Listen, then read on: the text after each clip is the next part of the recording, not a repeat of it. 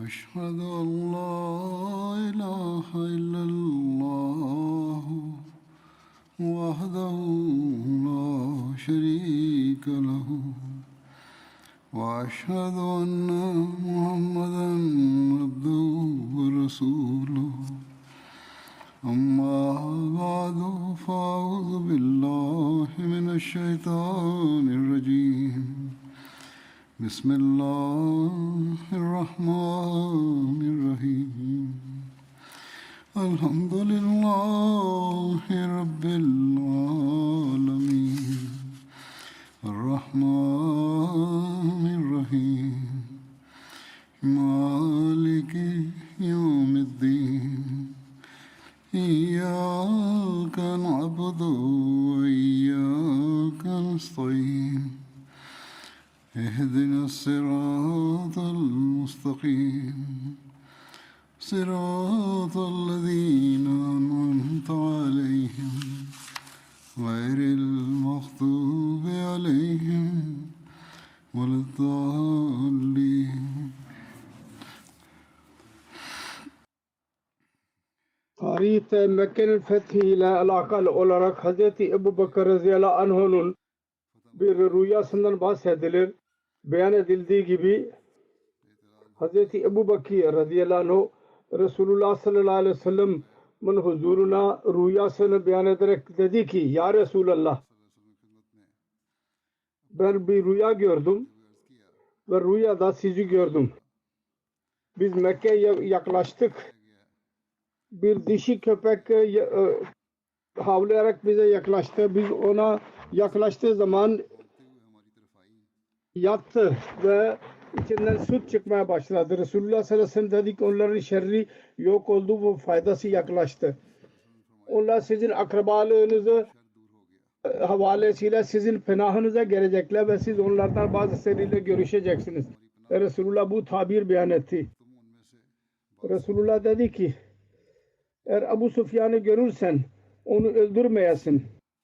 Müslümanlar Ebu Süfyan ve Hakim bin Hizam'ı Marru Zahran adlı yerde buldular.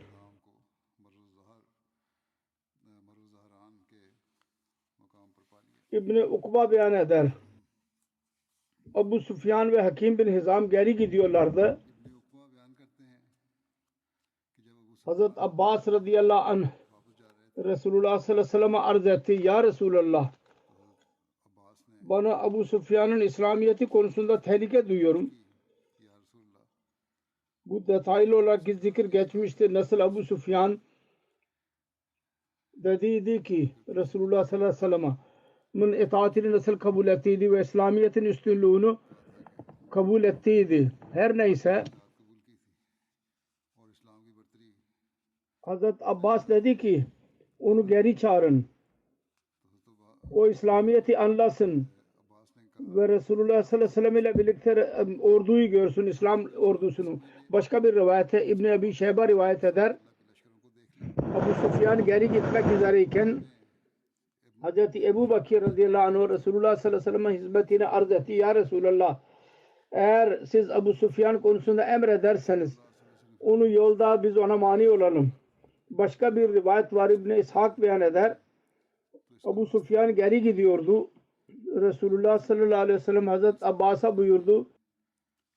Bu yani Ebu Süfyan'ı bir vadide ona mani olun. Ebu Süfyan onu orada durdurdu. Bunun üzerine Ebu Süfyan dedi ki ey Bani Haşim, siz aldatıyor musunuz insanları? Hazreti Abbas dedi ki Peygamber sahipleri aldatmazlar. Başka bir rivayete göre kendisi dedi ki biz asla aldatan kimseler değiliz. Sen sabaha kadar bekle. Allah-u Teala'nın ordusunu göresin ve Allah-u Teala müşrikler için hazırladığını göresin diye Hazreti Abbas Ebu Süfyan'a o vadide durdurdu. Öyle ki sabah oldu.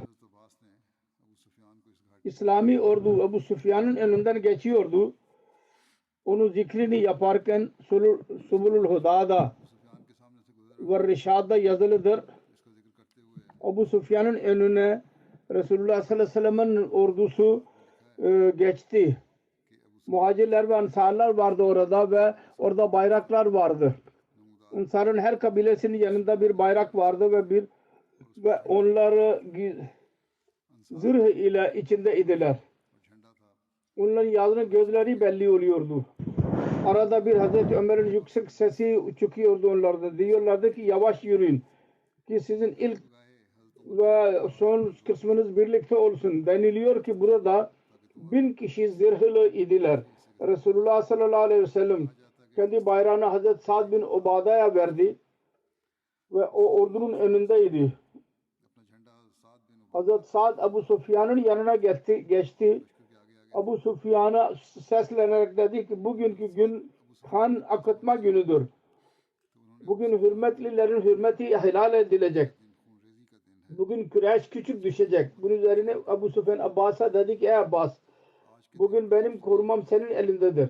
Ondan sonra diğer kabileler oradan geçtiler ve ondan sonra Resulullah sallallahu aleyhi ve sellem tecelli buyurdu.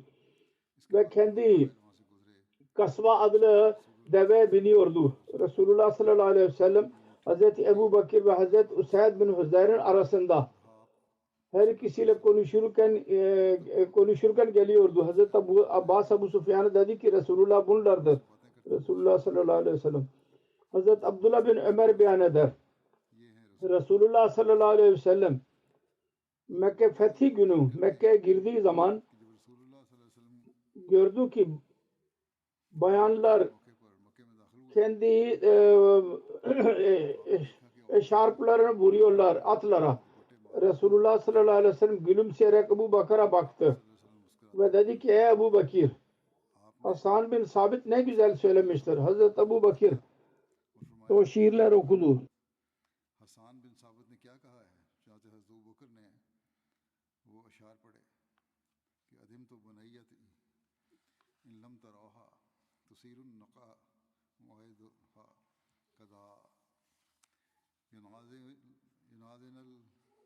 Ben kendi sevgili kızımı kaybedeyim.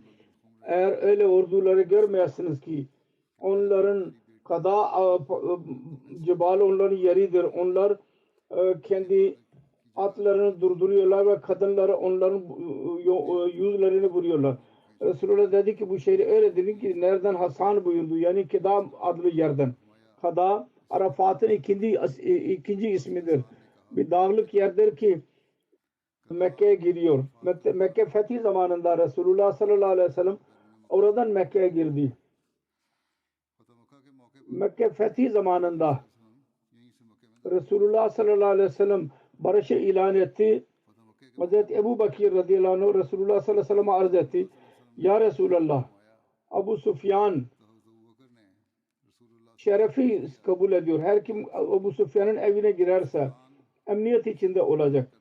Mekke fethinden sonra Resulullah sallallahu aleyhi ve sellem Hubul but hakkında dedi ki o da düşürüldü ve kendi yanında duruyordu Resulullah. Bunun üzerine Hazreti Zübeyir bin Al-Avvam Abu Sufyan'a dedi ki ey Abu Sufyan Hubul düşürüldü.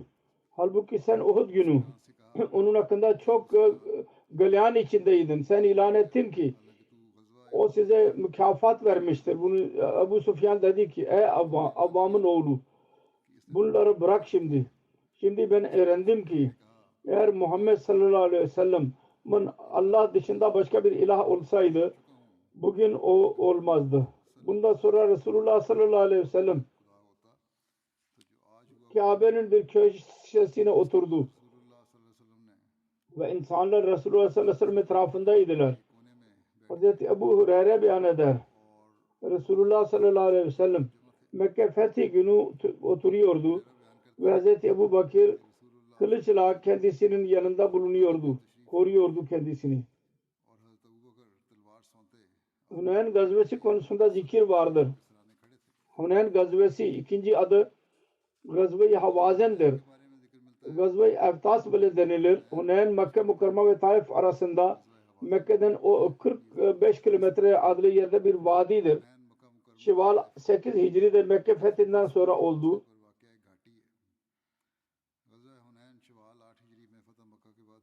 Allah-u Teala kendi Resulü sallallahu aleyhi ve sellem üzerine Mekke'yi fethettirdi. Havazen'in kabileleri ve Sakif birbirleriyle görüştüler ve korkuyorlardı. Resulullah sallallahu aleyhi ve sellem onlarla dahi savaşacak. Malik bin Avf Nasri Abar kabilelerini topladı. Ona Havazen'in Sakif ve Banu Nasr ve Banu Ceşem ve Sa'd bin Bakır ve Banu Hilal'dan birkaç kişi orada toplandılar. Bütün bunlar toplandılar. Otas yanında, Otas Huneyn'in yanında bir vadidir. Malik bin Avf kendi casuslarını gönderdi ki bunlar Resulullah sallallahu aleyhi ve sellem'e haber getirsinler.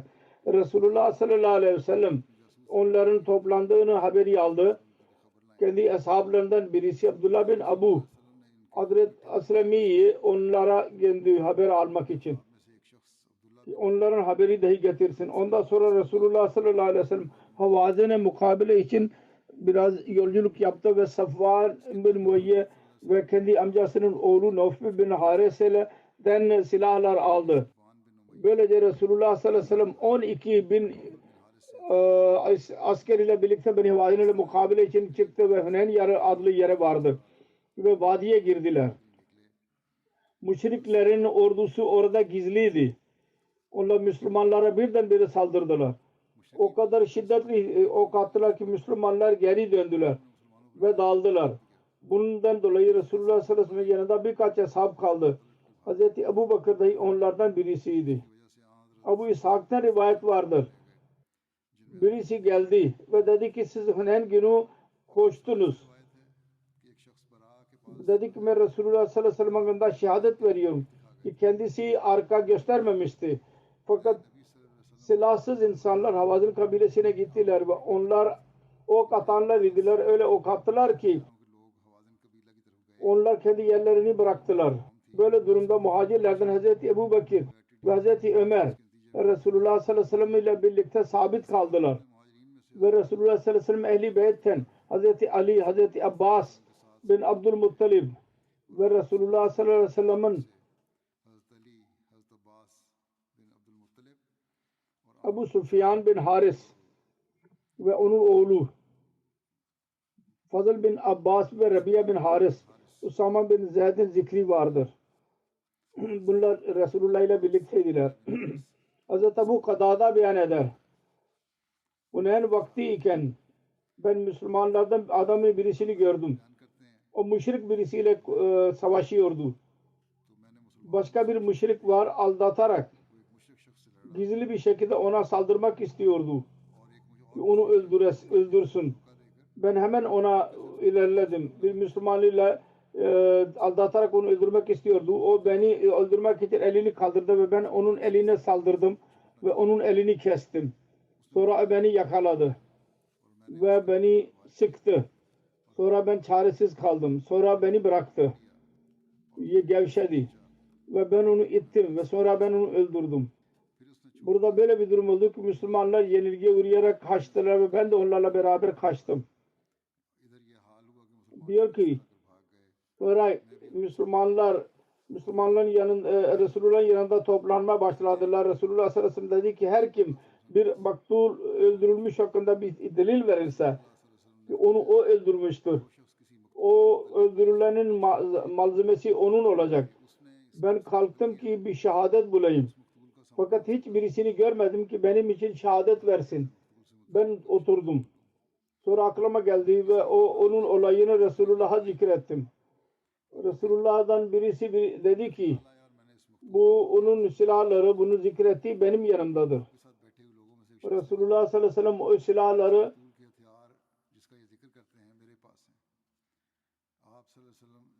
buna vereceğine başka bir şey vererek razı edin onu.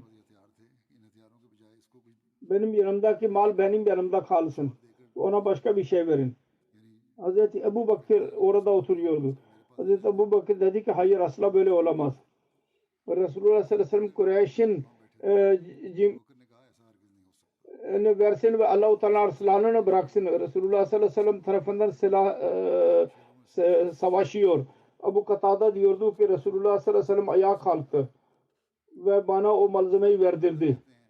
Ben onunla bir bağ satın aldım, hurma ağacı.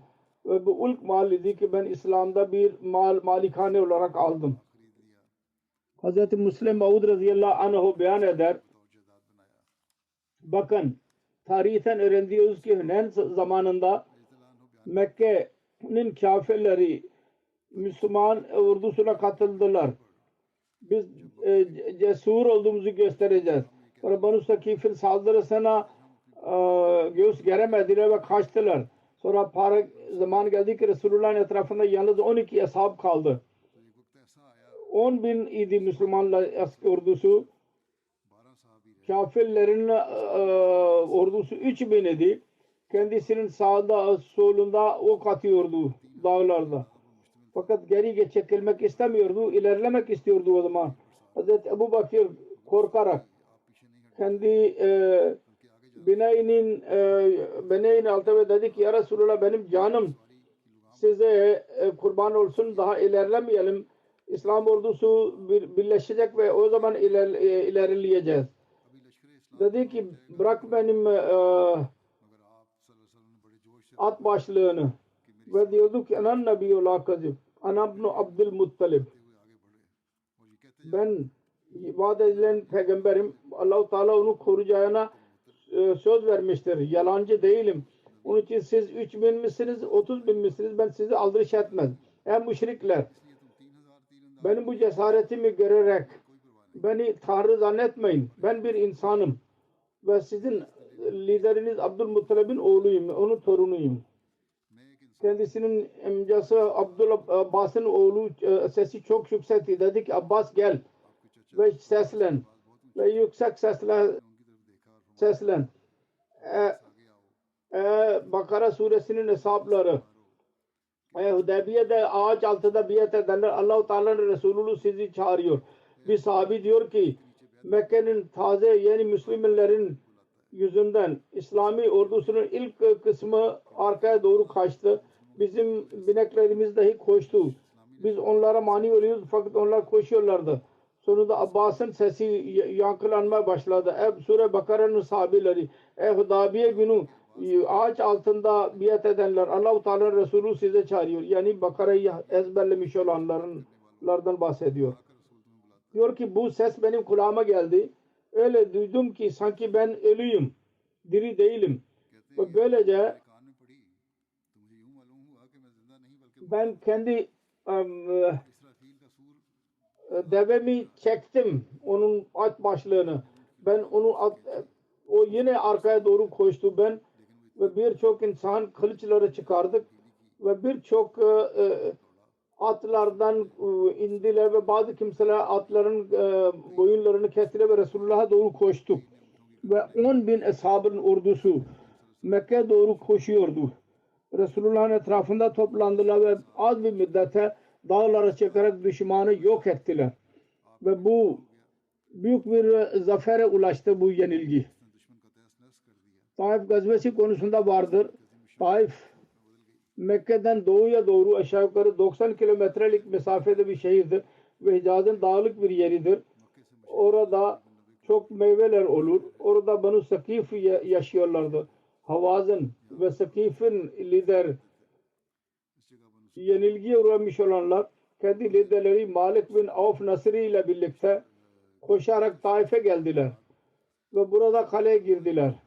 Resulullah sallallahu aleyhi ve sellem Huneyn'den Ceyran'a ganimet malını toplayarak dağıttı ve ondan sonra Şevval Hicri'de Taif'e doğru yola çıktı. Ceyran'a Mekke ve Taif arasında Mekke'nin yanında bir kuyunun adıdır. 27 kilometre mesafededir Mekke'den. Resulullah sallallahu aleyhi ve sellem Taif kaç gün sınırlandırdı? Değişik rivayetler vardır. Bazı kimseler 10'dan daha fazla o sınırlandırdı. Bazı kimseler 20 gece sınırlandırdı diyorlar. Bir rivayet vardır ki Resulullah sallallahu aleyhi ve sellem 30 gün 30 geceye kadar orada sınırlandırdı onları. İbn-i Hişam diyor ki şu deniyor ki 17 muhasara yaptı. Sahih Müslim'de Hazreti Enes'te rivayet var ki biz 40 güne kadar onlara sınırlandırdık. Resulullah sallallahu aleyhi ve sellem Taif'ten Sakif'i çevreliyorlardı. Hazreti Ebu Bekir'e buyurdu. Ey Ebu Bekir, Ben rüya gördüm ki bana bir piyale sunuldu ve içinde ne varsa hepsi düştü. Hazreti Ebu Bakir arz etti, Ya Resulallah sallallahu aleyhi ve sellem, bana bir tereyağı verildi. Ben bilmiyorum ki bugün elde edebileceksiniz irade ettiğinizi. Resulullah dedi ki ben de aynısını düşünüyorum. Görmüyorum. Belli bir müddet sonra Hazreti Ömer arz etti. Ben insanlarda yol çıkmayı ilan edeyim mi? Resulullah dedi ki neden olmasın? Hazreti Ömer insanlarda yola çıkmayı ilan etti, geri gitmeyi ilan etti. Tabuk gazvesi 9 Hicri'de oldu. Onun hakkında beyanat vardır. Tabuk Medine'den Suriye'ye doğru yolda vardır. Ticaret kafilesinin genel yoluydu. Vadil Kura ve Şam arasında bir şehirdir. Eshab-ül Eka şehri dahi deniliyor ona. Ona Hz. Şuayb Aleyhisselatü Vesselam geldiydi. Hz. Ebu Bakir radıyallahu anh Tabuk gazvesinde Resulullah ile birlikteydi. Ve Resulullah sallallahu aleyhi ve sellem Tabuk gazvesinde büyük bir bayrak kendisine verdiydi. Hz. Ebu Bakir radıyallahu anh Tabuk gazvesi zamanında kendi bütün malını Resulullah'a arz verdiydi. Onun maliyeti 4000 dirhem idi. Resulullah sallallahu aleyhi ve sellem eshablara Tabuk gazvesi için hazırlıklar yapmalarını emretti. Resulullah sallallahu aleyhi ve sellem Mekke ve diğer kabilelere mesaj gönderdi. Onlar kendisiyle birlikte çıksınlar ve Resulullah sallallahu aleyhi ve sellem amirlere Allah yolunda mal harcamayı ve binek vermeyi teşvik etti. Resulullah sallallahu aleyhi ve sellem dedi ki bu kendisinin son gazvesidir. Bu zamanda her kim mal getiren Hz. Ebu Bakır Siddik radıyallahu anh idi. Kendisi Hz. Ebu Bakır radıyallahu anh evinin bütün malını getirdi. O da 4000 dirhem idi. Resulullah sallallahu aleyhi ve sellem Hz. Ebu Bakır'a sordu. Ev ahalisi için mi bir bıraktın mı? Arz etti. Ya Resulullah Allah ve onun Resulünü bıraktım evdekiler için. Hazreti Ömer kendi evinin yarısını malını getirdi. Resulullah Hazreti Ömer'e sordu. Ev ahalisi için de bir şeyler bıraktın mı? Arz etti. Yarısını bıraktım. O zaman da Hazreti Abdurrahman bin Avf 100 avkiye verdi. Aşağı yukarı 4000 dirhem oluyor. Sonra Resulullah sallallahu aleyhi ve sellem buyurdu. Osman bin Affan ve Abdurrahman bin Avf yerde Allah-u Teala hazinelerindendirler. Allah-u Teala'nın rızası için harcıyorlar. Allah-u Teala'lara çok mal vardı. Bu arada kadınlar dahi mücevherler verdiler. Ve Hazreti Asim bin Adi 70 vask hurmalar verdi. Aşağı yukarı 262 kiloya yakın oluyor. 202 aşağı yukarı 40 kilo mel olursa aşağı yukarı 1500 bir tondan 1,5 ton oluyor aşağı yukarı.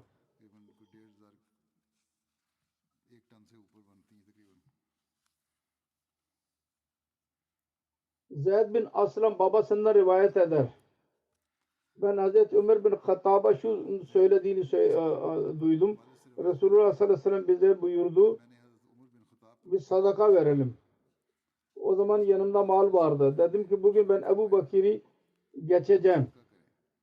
Eğer ondan ben geçebilirsem de bugün bunu geçebilirim. Diyor ki ben kendi malımın yarısını getirdim Hazreti Ömer. Resulullah sallallahu aleyhi ve sellem sordu ki evla ahalisi için ne bıraktın? Hazreti Ömer dedi ki arz ettim.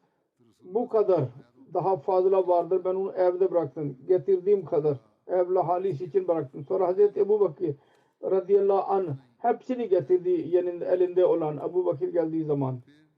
Hazreti Ömer dedi ki elinde ne varsa hepsini getirdi. Resulullah dedi ki ey Ebu Bakir ev ahalisi için ne bıraktın? Arz etti ben onlar için Allah ve onun Resulü sallallahu aleyhi ve sellem'i bıraktım. Hazreti Ömer diyor ki ben dedim ki Allah adına yemin ediyorum ben ondan asla hiçbir yerde ben onu geri sollayamam.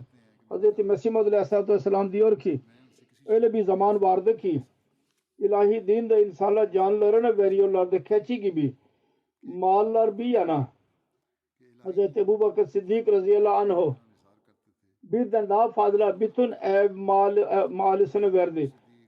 Hatta iğne bile bırakmadı. Hz. Ömer dahi kendi gücüne göre ve Osman kendi gücüne göre ala hazal kıyas kendi mertebelerine göre bütün hesaplar kendi canlarını ve mallarını bu dine ilahi üzerinde kurban oluyorlardı. Onları kurban etmeye razı oluyorlardı bütün mallarını. Bir öyle kimseler var. Mesih Muhammed Aleyhisselam diyor ki biat edenler hakkında öyle kimseler var ki biat ederler ve söz verirler ki biz dünyadan dini daha üstün tutacağız. Fakat yardım konusunda kendi malına mali oluyorlar. Öyle dünya sevgisiyle bir insan ilahi maksada ulaşabilir mi? Bunların varlıkları fayda olabilir mi? Hayır asla, hayır asla. Allah-u Teala der ki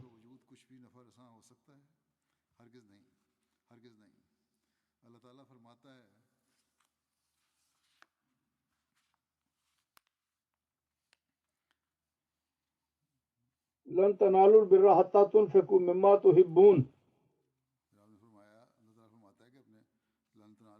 Sevdiğiniz malı harcamadıkça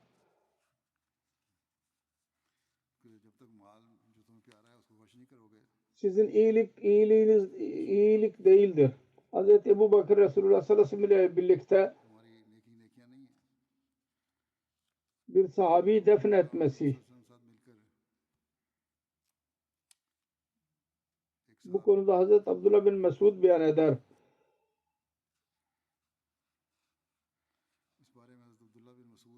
Ben Tebuk gazvesinde Resulullah sallallahu aleyhi ve sellem ile birlikteydim.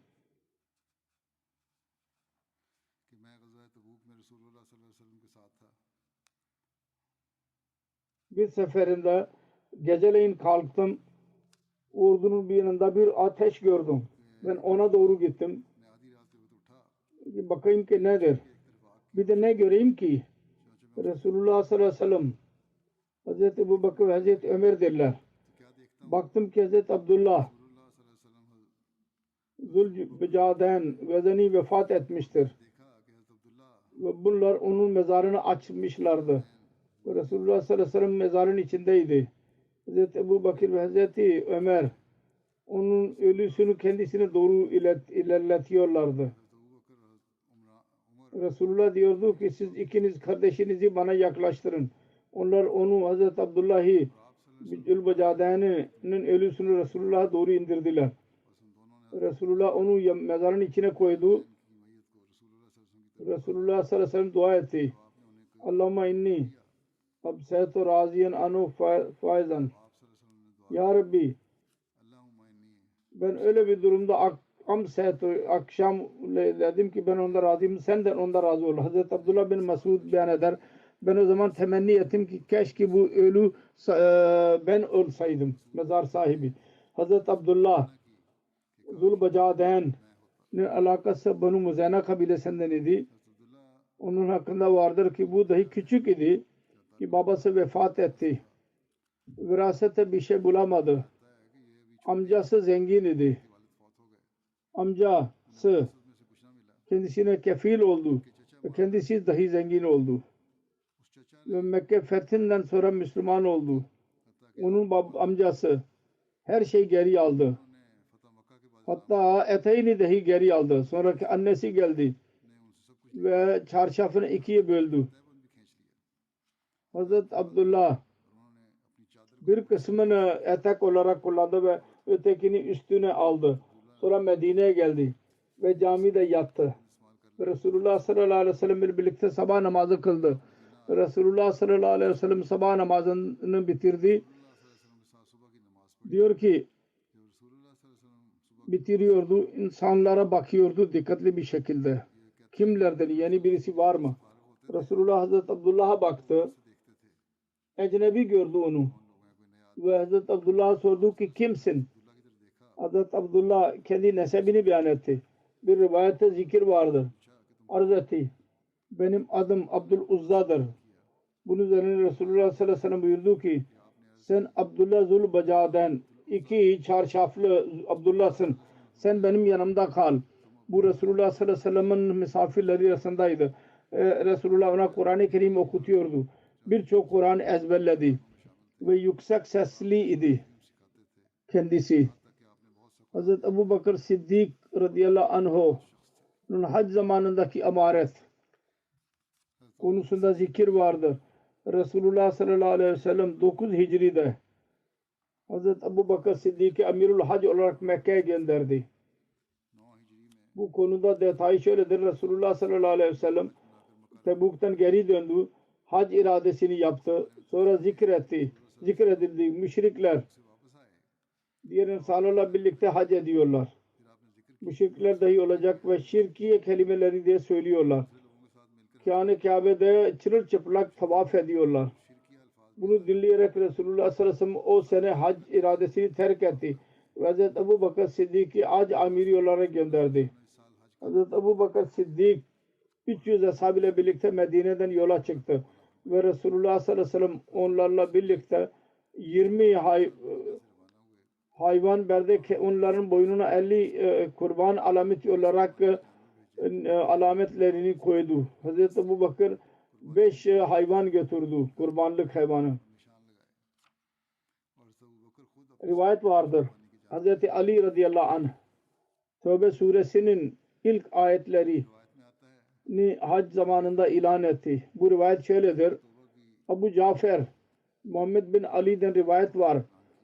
Bara suresi yani Tövbe suresi Resulullah sallallahu aleyhi ve sellem'e indi.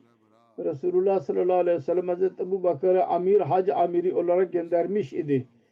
Kendisine arz edildi. Ya Resulallah, eğer bu sure Hazreti Ebu Bakır'ı gönderirseniz ki orada okusun. Resulullah sallallahu aleyhi ve sellem dedi ki benim ehli beytimden başka birisi benim adıma onu eda edemez. Sonra Hazreti Ali'yi çağırdı ve ona buyurdu. Tövbe suresinin başında beyan edileni götür ve kurban günü insanlar birlikte iken orada ilan et. Hiçbir kafir giremeyecek. Bundan sonra hiçbir müşrikin hac etmesine izin olmayacak ve çırılçıplak tavaf izni verilmeyecek kimse. Ve kimse Resulullah'a anlaşma yaptıysa onun zamanı tamamlanacak. Hazreti Ali bin Ebu Talib Resulullah'ın devesi kasva üzerinde bindi. Yolda Hazreti Ebu Bakır ile birleşti. Hazreti Ebu Bakır ile Hazreti Ali'nin Zurcan'da buluştular. Bir Mekke ve Medine arasında bir dağlık yer var. Orada kafileler duruyorlardı. Medine'nin yolunda Mekke'nin etrafında bir yer var. Mekke'den 25 mil fasıladadır. Her neyse. Hazreti Ebu Bakır Hazreti Ali'yi gördü. Dedi ki siz amir olarak görevlendirdiniz ya bana tabi olacaksınız. Hazreti Ebu Bakır hemen buyurdu. Aczın sonudur. Siz mi amir olacaksınız ya benim adarimin altında mı yürüyeceksiniz? Hazreti Ali dedi ki size tabi olacağım. Sonra yola çıktılar. Hazreti Ebu Bakır insanların hac konularını gözetledi. O sene Arap ahalisi o yerdeydiler. Müslümanlar cahiliye zamanında onlar konaklıyorlardı. Kurban günü geldiği zaman Hazreti Ali ayağa kalktı ve insanlara ilan etti. Resulullah sallallahu aleyhi ve sellem buyurduğu gibi ve dedi ki ey insanlar cennete hiçbir kafir girmeyecek. Ve bu seneden sonra hiçbir müşrik hac yapmayacak. Hiçbirisinin çırılçıplak tavaf etmesine izin verilmeyecek Beytullah'a. Her kim Resulullah birisiyle anlaşma yaptıysa onun zamanı tamamlanacak. Ve insanlar bu ilandan 4 sene aya kadar mühlet var. Her kavim kendi emniyet yerlerini yahut bölgelerini gitsin. Ondan sonra bir müşrik için bir anlaşma olmayacak ve sorumluluk olmayacak. Resulullah sallallahu aleyhi ve sellem yanında belli bir müddete kadar olursa o başka. Bu anlaşma dışında yeni bir anlaşma yapılmayacak. Resulullah sallallahu aleyhi ve sellem yapılan anlaşmaya biz riayet edeceğiz. Sonra müşrik hac yapmadı ve çırılçıplak hac yapmadı. bir rivayet var. Hazreti Ali beyan etti. Hazreti Ebu Bakir radıyallahu anh Arşa zamanında geldi ve insanlarla konuştu. Hitap ettiği zaman ona dikkat ettim. Ey Ali ayağa kalk ve Resulullah sallallahu aleyhi ve sellem'in mesajını ulaştır. Ben ayağa kalktım ve ben onlara Bera suresinin 40 ayetlerini okudum. Sonra onlar Hazreti Ali ve Hazreti Ebu Bakir Resulullah sallallahu aleyhi ve sellem'in hizmetine hazır oldular. Bu zikir daha devam edecek. Şu anda ben bir merhumeden bahsetmek istiyorum. Geçen günlerde vefat etti. Cenazesini dahi kıldıracağım inşallah. Amtul Latif Khurşid Hanım Kanada'da idi ve Şeyh Khurşid Ahmed merhum müdür yardımcısı Al-Fazıl Rabbahan müdür yardımcısıydı. Onun karısıydı. 95 yaşında geçen günlerde vefat etti. İnna lillahi ve inna ileyhi raciun. Allah-u Teala'nın lütfuyla Musiye'ydi. Hz. Mesih Maud Aleyhisselatü Vesselam'ın sahabisi Hz. Miyan Fazıl Muhammed Harsiyan'ın torunu Hakim Allah Bakşı Mudarris Hz. Amacan'ın kapıcısının torunu Hz. Amanet Derveş Kadiyan'ın küçük büyük kuzuydu. Nusret Gaz liseden ortaokulu bitirdi. Sonra Cami Nusret'ta 44 senesinde 2 sene Cami Nusret'ta tahsil gördü Kadiyan'da. Sonra Adib Alim sınavını dıştan bitirdi. Evliliği Şeyh Khurşid Ahmet Bey ile müdür yardımcısı Al-Fazıl müdür yardımcısı ile oldu. Beyan ettiğim gibi ve nikahını Hazreti 2. Halife Mübarek Camii'nde okuduydu. Kıldıydı. Allah-u Teala kendisine 3 oğul ve 2 kız verdi.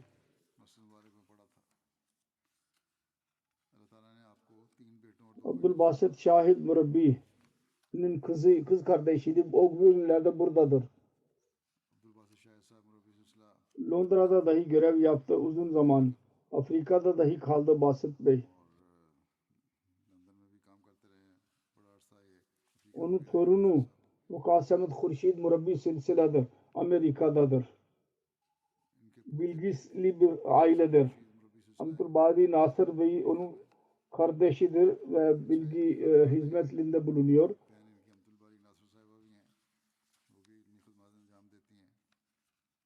Amtul Latif Hanım 13 yaşından başlayarak Lajna Maullah'ın değişik görevlerinde bulundu ve hizmetlerinin devamı 70 sene kadar devam etti. İkinci halifenin buyrukları Hz. Ümmül Mu'mininin Nusret Cihan Begüm radıyallahu anh'ın gözetimi altında değişik büyüklerin gözetiminde iş yapmayı nasip oldu kendisine.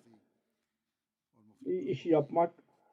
Kadiyan'da hizmetler yapmayı nasip etti. Sonra Pakistan kurulduktan sonra ikinci halife ve Hazret Çoti Apa merhumenin buyrukla muhacire rahatlara hizmet etti. Lajna'da dahi uzun zaman sekreteri işaret kaldı. Müdire Misbahan müdürü 1986 seneye kadar 79'dan 86'dan sonra Kanada'ydı. Oradaki Lajna-i Maullah'a müşir kaldı. Tasnif ve işaret tarihi Lajna-i Maullah'ın ilk 4 cildi Al-Masabi vel Azhar ile Zevat-ül Khimar konusunda yardım etti. Hazret Çoti Apa ile birlikte 44 sene hizmet etmek nasip oldu kendisine. Kendisi gözetiminde Nasiratül Ahmediye'nin ilk içtimaı oldu. Amtul Latif Hanım sekreteri Nasirat idi. Kendi kocası Şeyh Khurşid Ahmed ile birlikte Rahman ve Cemaat Ahmediye'nin değişik tarihini tertip etti. Onun oğlu Laik Ahmed Khurşid diyor ki annem bütün çocuklara şu ders verdiydi. Eğer cemaat ve hilafet aleyhinde bir şey olursa onu asla dinlemeyin. Eğer kulağa gelirse de asla onu tekrar etmemelisiniz ve dile getirmemelisiniz. Çünkü Allah-u Teala'nın yardımı hilafet ve cemaat ile birlikte vardır. dedi ki her iptila ve fitneden sonra Allah-u Teala'nın cemaat lehinde nişanları belli oluyor. Onun için siz fitneye katılmayın. Sonra yazılıdır. Cemaatin yürüyen bir tarihiydi. Çok herkesi seven, mütevekkil, hizmet halk hizmetini çok seven muhacirleri yerleştirmeyi severdi. Kadiyan'a gelirlerdi, Kanada'ya gelirlerdi. Onları yerleştiriyordu, yardım ediyordu. Sonra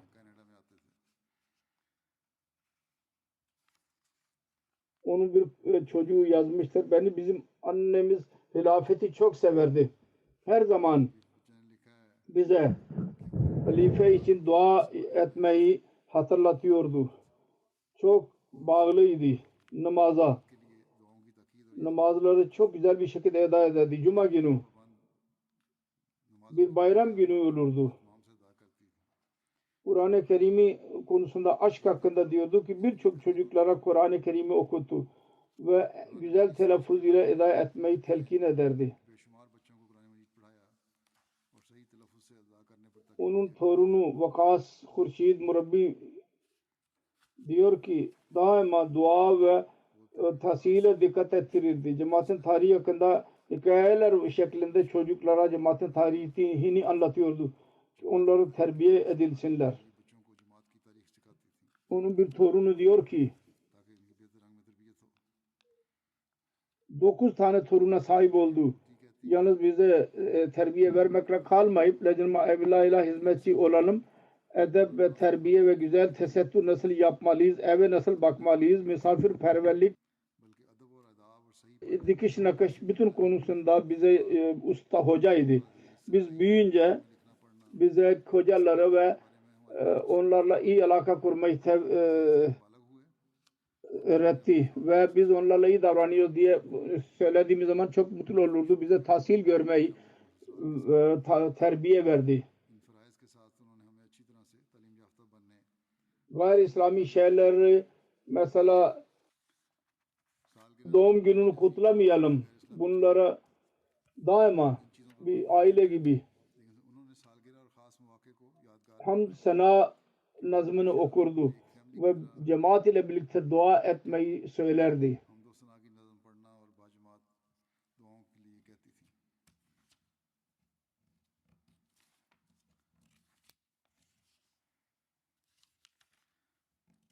Sonra diyor ki Kanada'da Ahmedi Müslüman olarak bizim yetiştiren birisiydi. Bize öğretti ki biz iman ve Batı toplumu nasıl arasında nasıl denge kurabiliriz. Sonra şu var. Anne ve büyüklerin görevi. Yeni nesile korumak için gereklidir. Nasıl terbiye etmeliyiz? Din dahi öğretmeliyiz. Ve bu toplumda kaldıkları zaman aşağılık kompleksi duymadan onları kendimize çekmeliyiz. Allah-u Teala onlara mağfiret eylesin, merhamet eylesin ve onun derecelerini yükseltsin.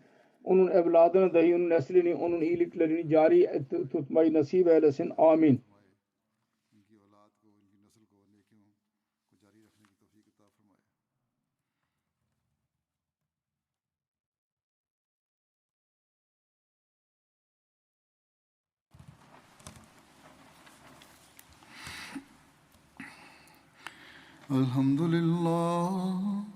الحمد لله نحمده ونستعينه ونستغفره ونؤمن به ونتوكل عليه ونعوذ بالله من شرور أنفسنا ومن سيئات أعمالنا من يهده الله فلا مضل له ومن يضلله فلا هادي له ونشهد أن لا إله إلا الله ونشهد أن محمدا عبده ورسوله عباد الله رحمكم الله إن الله يأمر بالعدل والإحسان وإيتاء ذي القربى وينهى